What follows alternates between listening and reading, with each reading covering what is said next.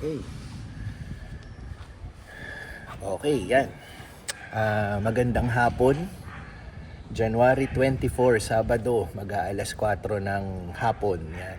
Itong vlog na to is dedicated para mag-share ako sa inyo ng isang mahalagang information, no. First time ko sasabihin dito sa vlog, no, ang aming magiging life-changing event. Yan. Ako, si Teens at si Pixar. Hindi ko sinasabi to sa vlog since nagsimula ako, no, 2 years ago. Magti 3 years na pala ako mag-vlog, no. Almost 3 years ago. Since noon, hindi ko sinishare or hindi ako nagbibigay ng pahapyaw regarding dito sa sasabihin ko ngayon. Which is, ito, sasabihin ko na. Kami, Teens at Pixar ay malapit nang mag-migrate or malapit na kaming pumunta ng Amerika para doon kami manirahan at magtrabaho. Kaya hindi namin sinishare ito kasi last month lang namin nalaman na approve na lahat yung mga pinasa naming papeles. Yun. Kaya rin hindi ko sinishare is because ayaw ko kasing pangunahan, ayaw kong ma-jinx na nagsishare na ako ng mga ganong information tapos malalaman namin hindi pala kami tuloy. Yan, di ba? Or hindi kami na-approve. Denied pala kami, no? Yung mga ganon. Kaya iniingatan ko yung information na yon na ma-share sa inyo and even sa mga kaibigan at kamag-anak namin. So, may ilan-ilan lang ang nakakaalam sa plano naming ito at during na sa process, no, hanggang dumating kami na na-approve yung papeles namin. So, mangilan-ngilan lang. Of course, yung mga immediate family members alam nila at yung mga closest friends lang namin, ako at maging si Tinsel. Yan.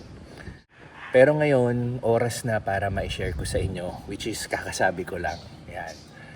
So, bakit kami magmamigrate sa US? Kasi si Tinsel, bukod sa kanyang pagiging makeup artist, bukod sa kasama ko siya sa pagninegosyo dito sa Pilipinas na namely ang ating Red Hit Go, ang ating Tinsel Pan, at ang ating takoya doon sa SM San Pedro.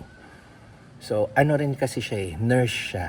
Yan ang kanyang tinapos sa college, nurse. Pero, yung pagiging nursing graduate niya, never or hindi niya talaga na-apply sa career niya kasi hindi niya pinractice talaga. So in short, wala siyang nursing experience. Wala siyang naging trabaho as nurse.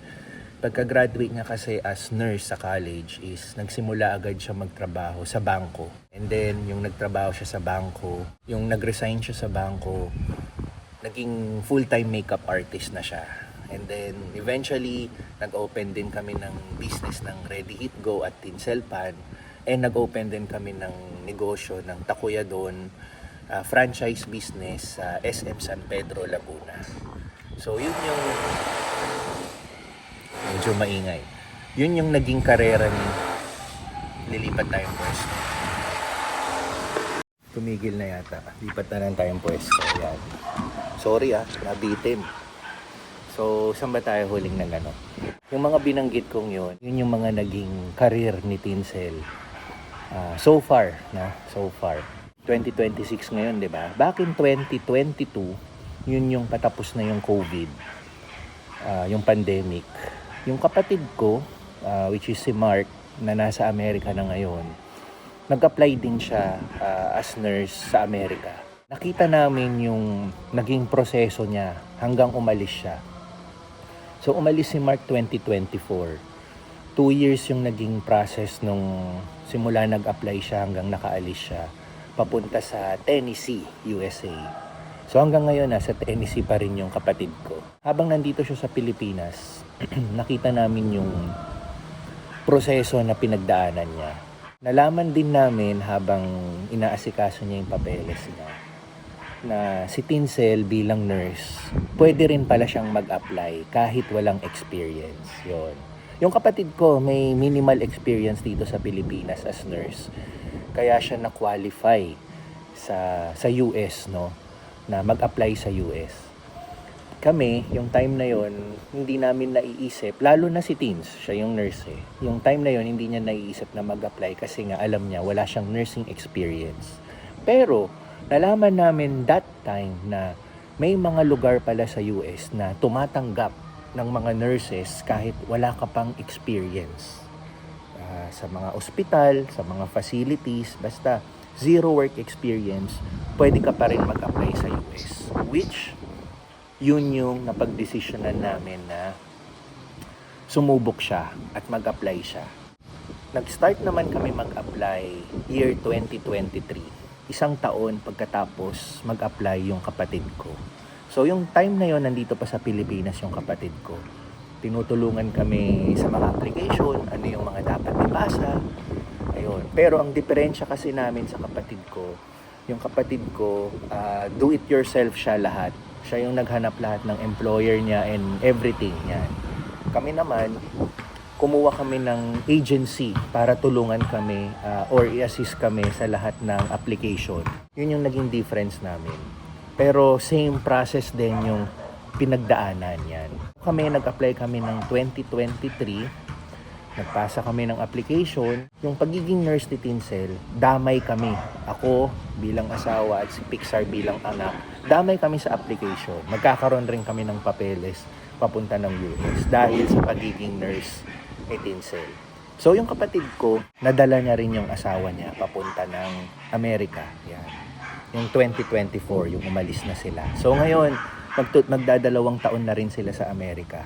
Kami naman, yung 2023 nag-apply, last month lang namin nalaman na lahat ng mga sinubmit namin papeles, kasama na yung interview sa US Embassy, is approved kami lahat. So, good to go kami. Pwede na kami pumunta ng Amerika sama-sama. Nakadepende na kami sa agency ni Tinsel kung kailan siya aalis. So, which is nakatakda na yung pag-alis niya 2 days from now. Sa Lunes, aalis na siya. So, ang next question, bakit hindi kami sabay-sabay umalis? Yan.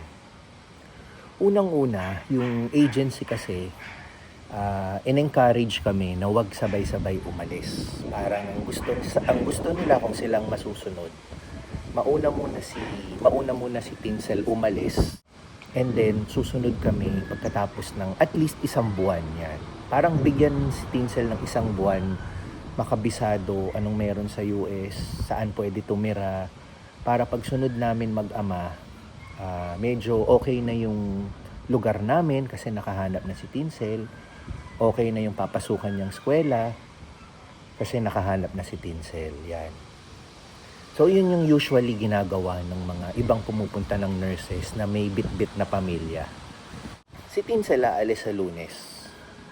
Ako, susunod ako pagkatapos ng isang linggo, hindi isang buwan. Tapos si Pixar maiiwan muna dito sa Pilipinas. So, paano naman namin napagdesisyonan na ganun ang gusto naming gawin? So, okay. So, hindi namin sinunod yung suggestion ni agency na sumunod kami ni Pixar after 1 month. Kaya ako gusto sumunod ng pagkatapos ng isang linggo is para ma-assist ko si Tinsel sa paghahanap na saan kami pwedeng tumira, saan maghahanap ako ng eskwela ni Pixar. Ako ang gagawa noon kasi si Tinsel, meron din kasi siyang training pa doon, which naiisip ko kung pag gagawin niya rin na nagte-training siya, tapos pagtapos ng training siya, doon pa lang siya maghahanap ng lugar ang pwede namin tirahan, pwedeng pagpasukan ni Pixar, masyadong nakakapagod na yun. No? Medyo bilang asawa, doon gustong umentrada para matulungan siya. Yun. So, bakit isang linggo? Kasi, meron muna kasing isang pupuntahan si Tinsel na lugar sa Amerika na orientation niya sa agency. Mga ilang araw din siya roon.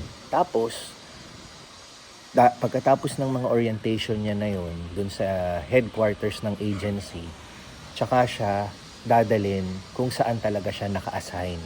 Yan. So, in short, lilipad siya papuntang Amerika sa isang state, and then after ng orientation, lilipad ulit siya kung saan siya nakadestino, doon ulit sa isang state. So kung sasabayan ko siya umalis sa Lunes, medyo magastos yon sa end namin. Okay, ganito. Lahat ng expenses ni Tinsel, airline ticket, accommodation, sagot ni agency. Pero lahat ng expenses ko at si Pixar, personal naman na namin na gastos. So, kung sasabay ako kay Tinsel sa Lunes para pumunta doon sa headquarters ng pwede naman, hindi naman pinagbabawalan ng agency. Yun nga, sagot ko yung ticket ko papunta ron. So, medyo magastos kung sasagot ako ng ticket papunta ng headquarters ng agency niya, tapos sasabay ulit ako papunta kung saan talaga siya nakadestino. So, another gastos ng plane ticket na naman papunta kung saan talaga siya naka-assign. So, doble gastos. So, ang napag-decide namin, pagkatapos ng isang linggo, susunod ako doon mismo diretso na kung saan siya naka-assign na lugar. Which, nakabili na rin ako ng ticket. Yun. Actually, hindi pa nakabili. Kukwento ko na lang yung about sa pag-purchase ng ticket ko sa ibang vlog. Pero basta may ticket na ako. At personal yon, personal. Hindi gastos na agency yon. So, ayun. Kaya isang linggo rin is because at least bigyan natin si Tinsel ng isang linggo. Kasi very uncertain din kung exactly how many days siya dun sa unang punta niya sa headquarters, kung kailan siya papupuntahin sa mismong assignment niya. Pero yung lugar na pagtatrabahuan niya, kung saan siya naka-assign, alam na rin namin. Kaya nakabili na rin ako ng ticket. So, ganun ang mangyayari. Susunod ako. Pagkatapos ng 2 buwan, babalik ako dito sa Pilipinas para sunduin ngayon yung anak ko, si Pixar. Nandiyan lang si Pixar sa sala. Ayan. Susunduin ko siya pagkatapos ng 2 buwan kasi doon pa lang matatapos yung pagiging grade 4 niya, yung school year. So, dinicide namin na hindi isama si Pixar doon sa pagsunod ko kay Tinsel pagkatapos ng 1 linggo kasi gusto namin tapusin muna ni Pixar yung pagiging grade 4 niya. Kasi pag sinama agad namin si Pixar, ayaw na namin umulit na naman siya ng grade 4. Sayang naman yung mga ilang buwan niya nang ipinasok. 2 buwan na lang, matatapos na siya ng grade 4. Mangyayari, babalik na naman siya sa grade 4 pagdating sa Amerika. So, tapusin niya na yung grade 4 niya rito. Pwede ko naman kasi siyang balikan. At yung mga plano namin yun, allowed doon sa papeles na na-approve kami. Pwede akong umuwi para kunin lang yung anak ko. Pinapayagan yun ng na-approve naming papeles. By the way, ang nakuha naming papeles sa US is permanent resident na po kami. Yun yung nakuwang ni Tinsel as nurse. So, siya, permanent resident na sa Amerika, can live and work in the United States. Same din ako at si Pixar can study there. Yan, pwede siyang mag-aral doon. So, talagang lahat kami pupunta na roon. Pagkatapos ng March kasi ang tapos ng eskwela ni Pixar, babalik ako dito. Mga 2 linggo lang naman ako dito sa Pilipinas. Tapos sabay na kaming pupunta ng Amerika. Kasama ko na si Pixar at magkakasama na kami roon. So yun yung plano namin. So, ayun, kung iisipin nyo naman, bakit hindi ko na lang antayin si Pixar matapos yung pag-aaral niya? Bakit susunod ako after 1 week? Hindi na lang, antayin ko na lang ng March or April para sabay na kami ni Pixar doon para makatipid kami sa pamasahe. So, ibang storya naman to. Yun. Kaya ako nga decide na sumunod na after 1 week is because gusto kong alalayan at tulungan si Tinsel sa pag-transition niya sa Amerika nang hindi siya mag-isa. Gusto ko nandun ako para sumuporta. Kasi nga, yun nga, magte-training na siya and eventually magtatrabaho na siya as nurse at alam naman natin, zero experience din si Tinsel, baka ma-culture shock siya, manibago siya sa pagtatrabaho ng 12 oras.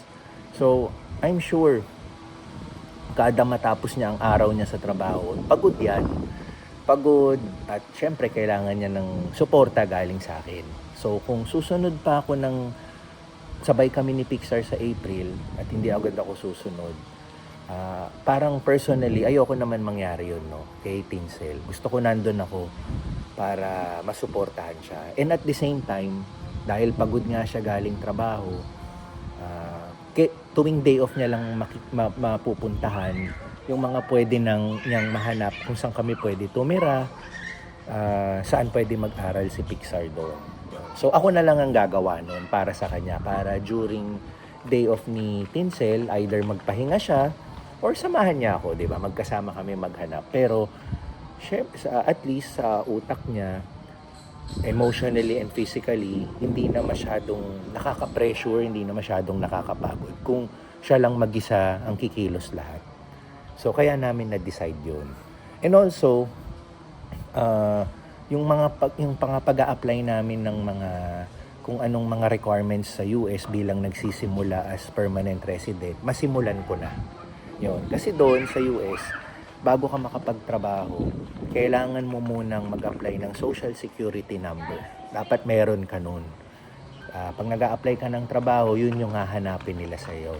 So, at least kung maaga-aga ako nandun, makapag-apply na ako at magkaroon na ako soon ng Social Security number para kahit balikan ko na si Pixar dito at bumalik na kami ng Amerika, meron na akong Social Security number at as soon as possible na makapag-settle kami ron, pwede na agad ako magtrabaho. Kasi kung aantayin ko si Pixar matapos ang pag-aaral sa March and April, doon pa lang ako simulang mag-a-apply ng Social Security number. And yung pag-process kasi ng Social Security number, ibe-base ko na lang sa nangyari sa kapatid ko. No? Pagdating kasi nila ng US noong 2024, after 3 to 4 weeks pa lumabas yung Social Security number. So matagal-tagal pa. Unlike, eto nga, kung susunod ako after a week, makukuha ko na agad yung Social Security number ko sa lalong madaling panahon, di ba? So yun din yung mga pros na naiisip namin. So yung gastos ko naman sa pamasahe ulit pabalik, ayun, alam namin yun na gagastos ulit kami at pinaghandaan naman namin yun. Yun ang aming life-changing event na mangyayari, no? At nasabi ko na rin ngayon dito sa vlog na na-share ko na sa inyo. So, sa mga susunod na vlog, i-explain ko ano ang nagtulak sa amin para gawin yung decision na to, major decision na to. Kasi I know, napapanood yung mga vlogs namin, maganda naman ang buhay namin dito sa Pilipinas, may negosyo kami, nakakapag-travel kami, nakakapunta kami sa iba't ibang bansa. So, sasabihin ko na lang din yung rason sa ibang vlog naman kung anong nagtulak sa amin o magdesisyon sa amin na gawin yung bagay na to.